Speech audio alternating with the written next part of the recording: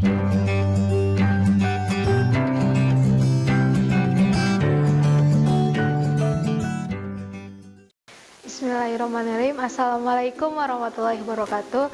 Halo, kembali lagi dengan saya Sisi Soraya di mata pelajaran IPS kelas 9. Nah, pada kesempatan ini saya akan membahas tentang ketergantungan antar uang dan pengaruhnya terhadap kesejahteraan masyarakat. Nah, yang pertama kita akan membahas tentang perdagangan internasional. Perdagangan internasional adalah proses pertukaran barang dan jasa antara dua negara atau lebih dengan tujuan memperoleh keuntungan. Nah, yang selanjutnya ada faktor yang mendorong terjadinya perdagangan internasional adalah adanya perbedaan. Yang pertama, adanya perbedaan sumber daya alam yang dimiliki oleh suatu negara. Kedua, perbedaan tingkat kualitas sumber daya alam, perbedaan ilmu teknologi dan ilmu pengetahuan, adanya perbedaan budaya suatu bangsa, perbedaan harga barang, upah, biaya produksi, dan selera. Dan juga pengembangan ekonomi kreatif berdasarkan potensi wilayah meningkatkan kesejahteraan masyarakat. Selanjutnya, nah ini ada perbedaan perdagangan dalam negeri dan ada perdagangan luar negeri. Nah, yang pertama perdagangan dalam negeri yaitu kegiatan dilakukan dalam suatu wilayah suatu negara. Pembeli dan penjual cenderung bertemu interaksi langsung seperti di pasar, supermarket yang mencangkup kecil. Nah, selanjutnya ada mata uang yang digunakannya juga sama, yaitu rupiah. Lalu tidak dikenakan bea masuk hanya retribusi. Selanjutnya biaya angkut lebih murah. Selanjutnya kualitas barang bervariasi dan peraturan perundang-undangan sama atau hukum nasional. Nah, sedangkan perdagangan luar negeri yang pertama yaitu kegiatan dilakukan dalam wilayah antar negara, bisa lebih dari dua. Nah, selanjutnya pembeli dan penjual tidak berinteraksi langsung. Mata uang yang digunakan berbeda sehingga menggunakan devisa dan dikenakan pajak atau bea masuk. Lalu biaya angkut lebih mahal tentunya. Kualitas barang harus mengikuti standar internasional dan peraturan perundang-undangan berbeda atau hukum internasional. Selanjutnya, dalam perdagangan internasional, selain untuk mencari keuntungan, ada beberapa manfaat yang diperoleh, antara lain adalah satu, setiap negara dapat memenuhi kebutuhan akan barang dan jasanya. Dengan sumber daya alam yang berbeda, maka setiap negara bisa memenuhi kebutuhannya. Selanjutnya, setiap negara dapat menciptakan generalisasi produk, yaitu membuat barang produksi yang khusus yang memiliki ciri khas yang tidak dapat dihasilkan oleh negara lain. Selanjutnya, penduduk dari negara yang melakukan perdagangan akan mendapatkan barang dengan mudah dan harga murah juga. Nah, selanjutnya mendorong kegiatan produksi sehingga sumber daya manusianya produktif. Nah, selanjutnya setiap negara dapat meningkatkan hubungan persahabatan antar negara, kerjasama dengan baik. Selanjutnya kegiatan produksi dapat meningkatkan sehingga perusahaan bertambah maju dan membuka kesempatan kerja. Nah, lalu pendapatan negara juga meningkat melalui perolehan devisa hasil ekspor.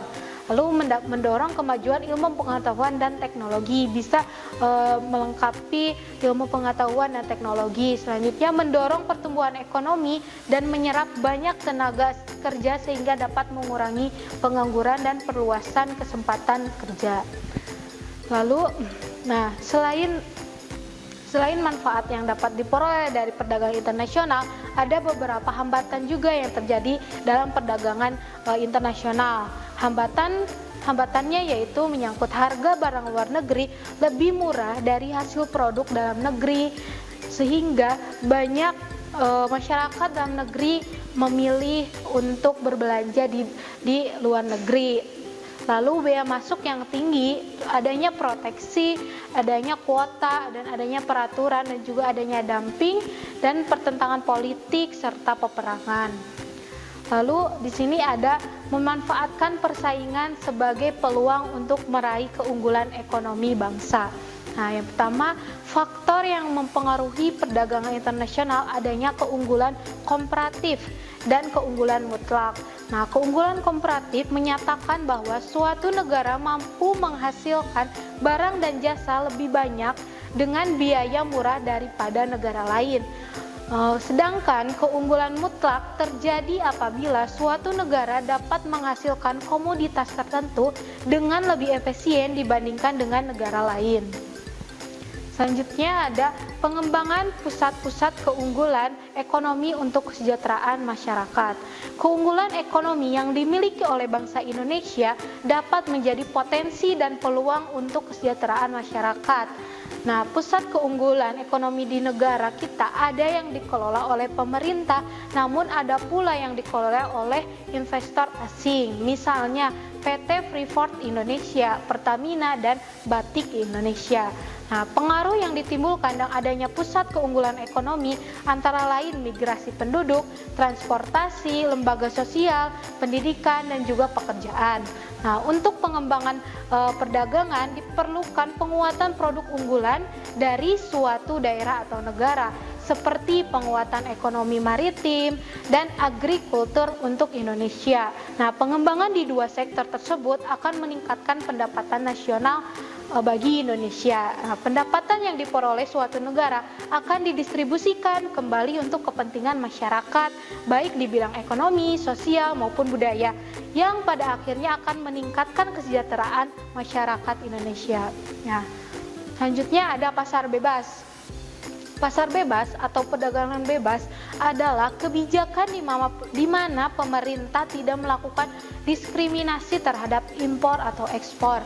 Jadi tidak ada perbedaannya. Nah, lalu kebijakan perdagangan bebas umumnya mempromosikan hal-hal seperti perdagangan barang tanpa pajak, termasuk tarif atau hambatan pedagang lainnya, perdagangan jasa tanpa pajak atau hambatan pedagang lainnya, lalu akses ke pasar yang tidak diatur, lalu akses informasi yang tidak diatur juga, serta perdagangan jasa tanpa pajak atau hambatan perdagangan lainnya.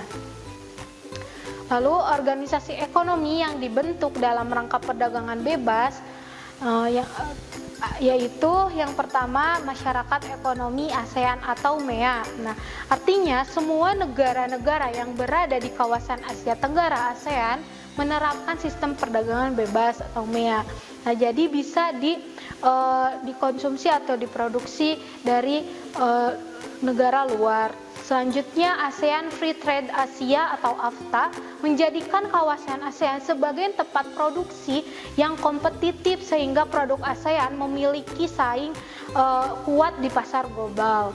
Nah, lalu Asia Pacific Economic Corporation atau APEC meningkatkan perdagangan dan investasi antar negara.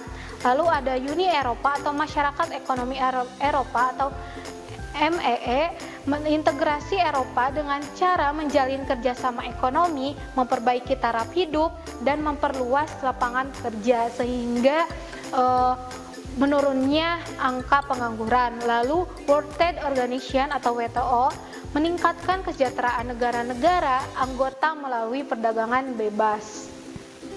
Sekian materi yang dapat saya sampaikan. Sampai jumpa di video selanjutnya. Wassalamualaikum warahmatullahi wabarakatuh. Kunjungi sosial media lainnya seperti website kami di pkbmalkata.com, Facebook PKB Malkata Mananjaya, Instagram PKB Malkata _official. Dan terima kasih telah klik video ini. Jangan lupa like, comment, share, and subscribe untuk menunjukkan dukungan kamu terhadap channel ini. Enjoy the video PKB Malkata.